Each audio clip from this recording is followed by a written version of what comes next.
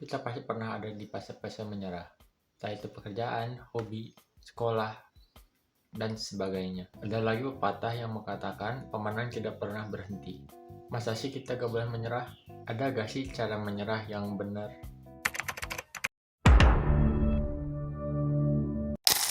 Buat yang baru di sini, hai, nama aku Rizky Nurdian. Kali ini aku bakal ngebahas buku. Disclaimer dulu, ini adalah impresi awalku saat membaca buku ini, dan mungkin saja akan berbeda dengan apa yang penulis ingin sampaikan. Jadi, ayo kita mulai. Misalnya kita terus mengerjakan pekerjaan, hobi, dan lainnya itu adalah karena kita ingin menjadi nomor satu, terbaik di bidang kita sendiri. Dan faktanya, menjadi terbaik di bidang kita ini atau menjadi nomor satu ini adalah sebuah keunggulan. Contohnya saat kita sakit dan ingin berobat, kita pasti memilih dokter yang terbaik untuk mengatasi penyakit kita.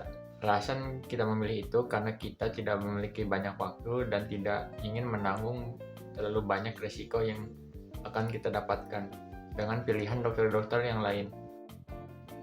Ada 3 grafik yang menggambarkan kondisi kita saat kita berada dalam posisi ingin menyerah, yaitu the dip, cul-de-sac, dan juga the cliff. Dan yang paling umum kita hadapi itu adalah kondisi grafik the dip dan juga the cul-de-sac. The dip adalah kondisi di mana kita memulai akan terasa sangat mudah, dan di tengah-tengah itu akan ada fase sulit yang membuat kita hampir menyerah. Tapi ketika kita berhasil melewati fase-fase sulit itu, kita akan berkembang dengan sangat cepat. Yang kedua adalah cul-de-sac atau jalan buntu. Sesuai namanya, ini adalah kondisi di mana kita berusaha keras tapi tidak mendapatkan apa-apa, atau bahkan tidak menciptakan perubahan sama sekali.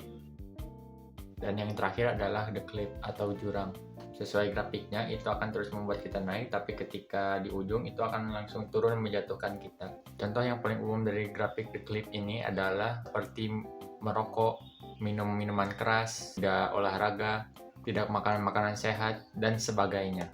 Oh, dan di buku ini juga menyebutkan bahwa ketika kita berhadapan dengan kondisi the cliff ataupun cul-de-sac, kita harus segera berhenti.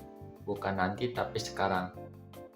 Dan sebelum berhenti, ada beberapa hal yang harus dipikirkan di dalam buku ini sebelum kita membuat keputusan untuk benar-benar berhenti. Tapi di sini aku bakal membahas 2 hal aja.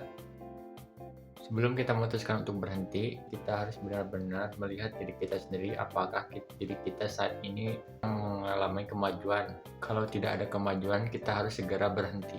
Apakah kita saat ini sedang diselimuti oleh rasa panik, marah, bingung, dan sebagainya? Jangan memutuskan untuk berhenti. Dan kita harus memikirkan itu jauh-jauh hari sebelum kita memutuskan untuk benar-benar berhenti. Berhenti bukan berarti gagal, itu adalah salah satu strategi. Itu akan menghemat banyak hal, waktu, uang, tenaga, dan apapun yang kita berikan kepadanya. Aku rekomen buku ini buat teman-teman baca. Bukunya tipis, ringkas, dan mudah dipahami. Meskipun ada sedikit unsur bisnis, tapi ini masih tetap recommended. Gimana menurut teman-teman? Apakah teman-teman pernah ngerasain kondisi di mana hampir menyerah?